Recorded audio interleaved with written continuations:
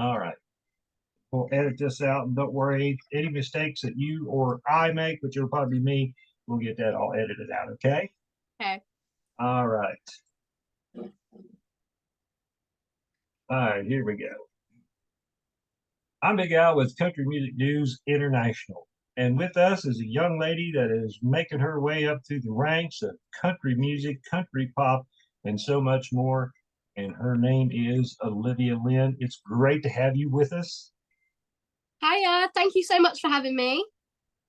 You have really created quite a stir in country music, but I want to talk just a moment about Dolly Parton because she is the one that made you decide to get into country music. Can you kind of tell us a little bit about that, Olivia?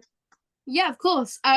So I was introduced to country music when I was younger, through my nana, so my grandma.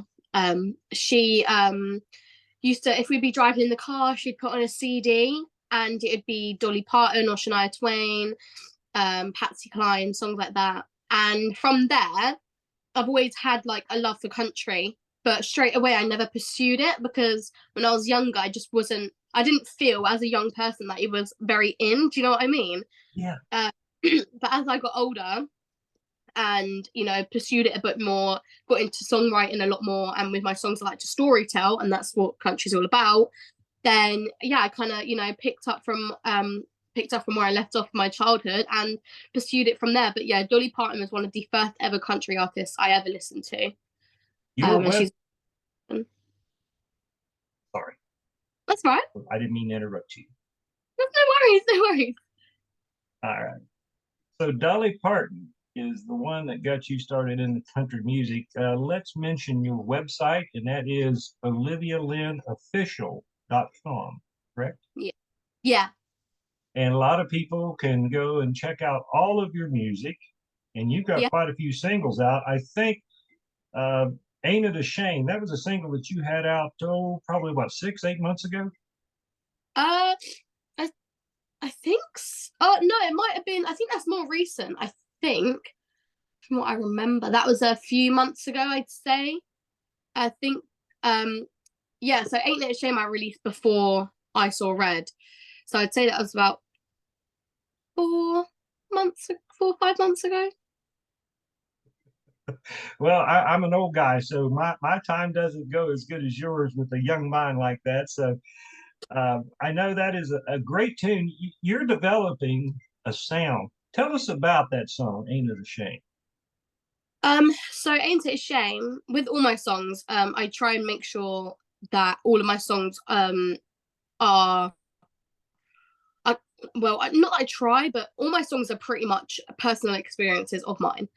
And I like to make my songs kind of relatable to other people in different ways. So Ain't It a Shame is about kind of being controlled, being told what to do, what to wear. For me, it was a male that was telling me to do these things, don't wear that, be more ladylike, don't say that, don't kind of sit and be quiet and look pretty. That was pretty much how that song kind of came about. And I just had enough, and I was just so sick and tired of like people who I didn't even know would like tell me to act in certain ways and not do certain things. And I was so done with it. And I just thought, I'm gonna write a song about it, and how I will do what I want, and I'll wear what I want, and I'll party with who I want. And so that's how the song came about. And it is kind of directed at a few people. And I'm sure they know who they are, but we don't say names, stay respectful. But yeah, I really enjoy singing that song. I think because it is such an upbeat and like poppy tune, and because it means so much to me, and I get really sassy when I sing it. So I sing with a lot of attitude, but yeah. That brings me to another question since you mentioned that. On your website, which once again is olivialynnofficial.com, I see you have a mental health tab, and I kind of went in there and read a little bit about that. Why don't you explain what the mental health tab is about?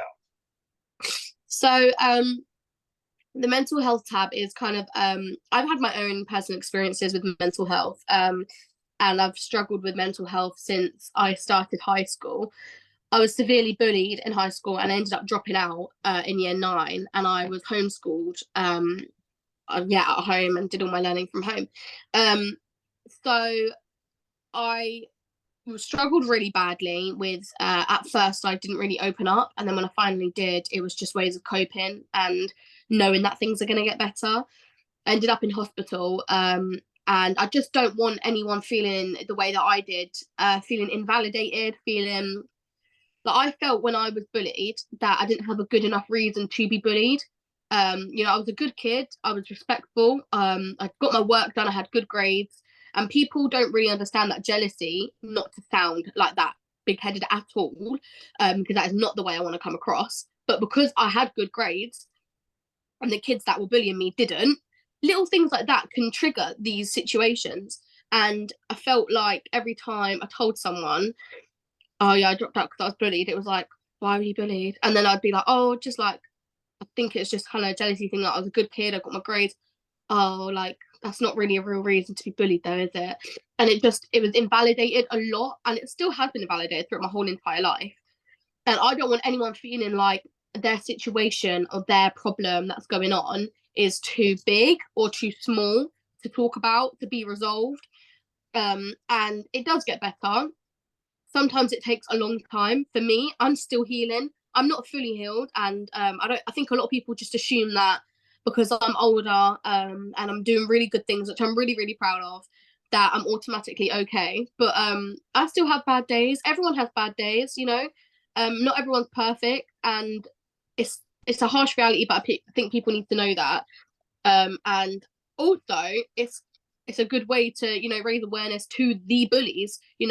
Some bullies don't even realize they're doing it, and there's so many different ways and different types of bullying. There's cyberbullying, physical bullying, emotional bullying, verbal abuse, indirect bullying. Did you know whispering behind someone's back and making comments about them when they're right there, that's indirect bullying, and kids nowadays won't even realize that. So I think it's a great way to not only have a safe space for the victim, but also to try and get out there that you can stop being a bully. It's a horrible thing. I despise it. However, I know that sometimes there's stuff going on in other people's lives, and they inflict that pain or reflect that onto someone else. And it's not an excuse, but yeah, I think it's just a way to kind of promote things. Sorry, I just kind of went off on a tantrum there, but yeah. No, you explained it very well. My thought is, Olivia, is people that have something special that's inside them and they want to get it out, make the world better, they're always a little bit different than other Mm, people. And a lot of people don't know how to take that. And you're special from the music that I listen to of yours yeah. and what I've read about you. You've got something special that's going on. It's going to keep getting bigger and bigger. You were mentioned same breath as Lady Gaga and Beyonce. My mouth dropped open when I seen that. So how do you feel about that? Uh, yeah, it's kind of a surreal, crazy feeling, to be honest. It doesn't get any, like, what's the word? It doesn't get any, like, easier, but not in a bad way. But yeah, it is a crazy and surreal feeling, and I just can't believe, like, I never thought I'd end up where I am now and doing the things I am doing. Like, if you asked me, or if you told me that I was doing all of this when I was in high school, I wouldn't have believed you. So you're in the top 5 for downloads. Is that around the world, or is that England or the United States combined? I'm not actually too sure if that's just the UK or combined. I'm not actually too sure. Well, whether you are or not, you're in the top 5, and that's what Yeah, makes the difference. You know what I'm saying? yeah, it's crazy. Your latest single, I Saw Red, and you can explain the song, but I've got another question with that I think will probably blend right in Yeah, as we take time here to finish up. But you're creating something, and it's a sound, and I hear that sound not only in your music but in your voice, and it's a country pop sound, which yeah. I think that's a legacy that you're going to be leaving. Let me ask this, and then we'll get to the song I Saw Red. what is in your head and what you're hearing is your recording team and everybody that's working with you. Evidently, you're conveying the correct sound to them because it's definitely different. When I hear your voice after the two or three songs that I've listened to, I know it's you. So with that, talk about the sound that you're creating and talk about the single I Saw Red.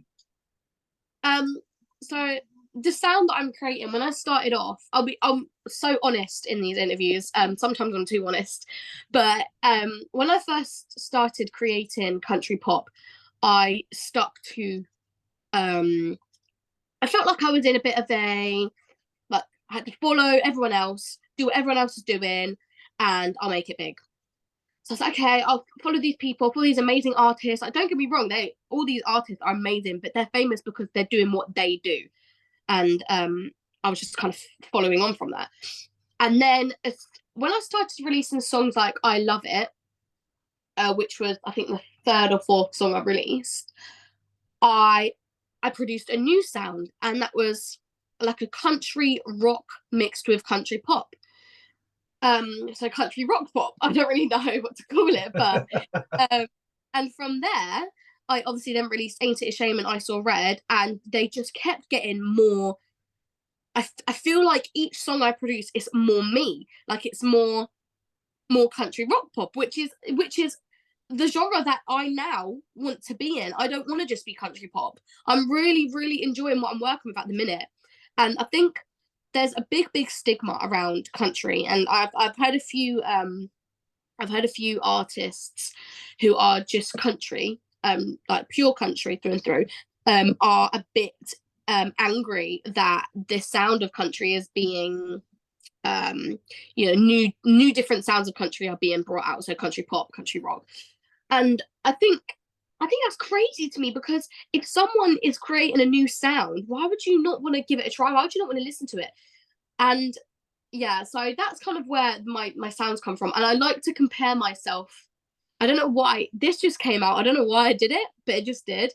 I like to try and be like the Lady Gaga of country rock and country pop. Like, I want to be different. I don't just want to be a traditional, like for example, little things like traditional cowboy boots, traditional cowboy hat, and like a plaid shirt with denim shorts. That's not what I want to be.